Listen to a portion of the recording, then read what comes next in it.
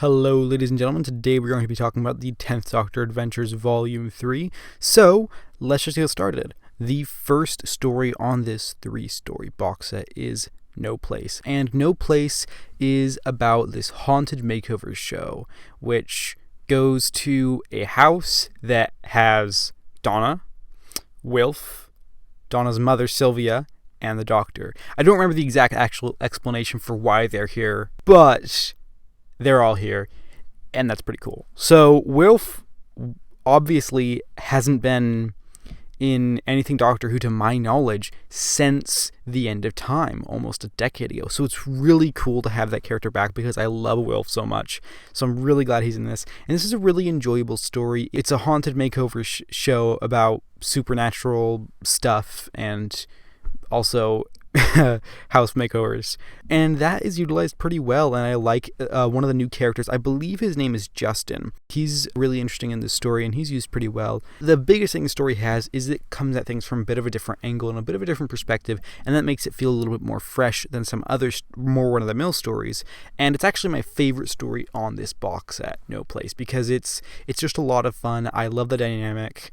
There's points when the Doctor and Donna have to pretend to be a couple, which is absolutely hilarious, and I loved all of those moments. It was so much fun. And this is just a really solid story, and, you know, not necessarily going to surprise you all that much, but I had a lot of fun with this one. I think it's pretty solid, and it was definitely worth the listen because of all the 10th Doctor adventures I've listened to, this is one of my favorites. It's not great, but it's really enjoyable. Next on this, we have 1 Mile Down. This is the Sontarans back this year, and they're used well. It's interesting. I believe they have, I forget what they're called, junior Sontarans or something, Sontarans in training, and that adds a bit of a different perspective because, you know, they're not fully trained. I like how they're used in this story because they're very by the books, and they really don't care about people at all. They're just trying to do what they've been basically hired to do, and I really like that. They're a very interesting sort of creature presence in this story. And there's some supporting characters in here which are fine. I don't remember any of their names. None of them made a big impression on me. But the biggest takeaway from here is, as usual, Donna and the Doctor are absolutely so much fun together, and that is consistent throughout this whole box set. Yeah, not a lot to say about this one. It was enjoyable. It began to become less enjoyable as things started to go towards the end. The next story is The Creeping Death, which is about the same level of quality as 1 Mile Down. It's enjoyable, it's interesting, but it's not going to surprise you that much. And at the end of the day, it's just sort of a fun adventure with the Doctor and Donna. This one is set in London 1952. There's points in the story where it just feels like it's a bit too run-of-the-mill for me. It was enjoyable, but at the end of the day, it didn't totally grasp me. There was nothing great about the story other than the dynamic of the Doctor and Donna. But yeah, it was enjoyable. It just wasn't great. Overall, this was an enjoyable box set, but it wasn't anything particularly groundbreaking. No Place was easily the best one because it was just the most fun and it had a bit of a different take on things. But that one, as it got towards the end, it did feel like maybe it was going too long with scenes that weren't necessarily all that important. And I felt the same way about 1 Mile Down and maybe to a lesser extent The Creeping Death. On the whole, this box set, it's enjoyable. It's better than the last box set, the one with Rose. Even though I love Rose and the 10th Doctor and the dynamic, this is better than that one just because the stories are more consistent. But there's nothing I've not listened to one great story from all of these 9 so far.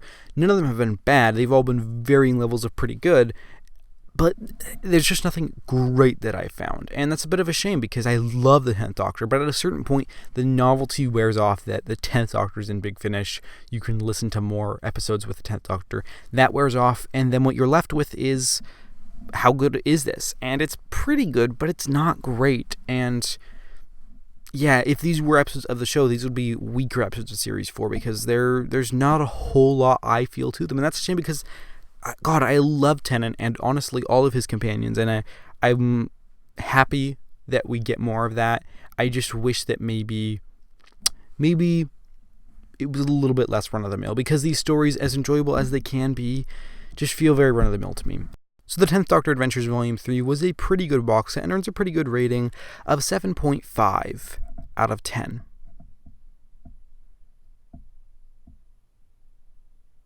So yeah, I've listened to all of the 10th Doctor Adventures. These were the ones that I was very interested to get because I just adore this Doctor so much. So I wanted to see what Big Finish would do with him. But ultimately, as much as I enjoyed them, I'm slightly disappointed because I feel like with such a great Doctor, they didn't really tell any great stories with him.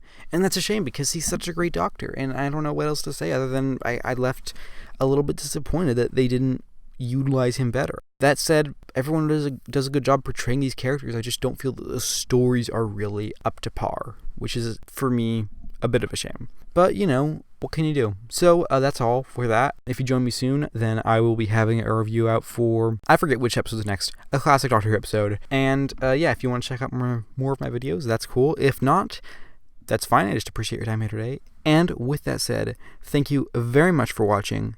Take care, and have a lovely week.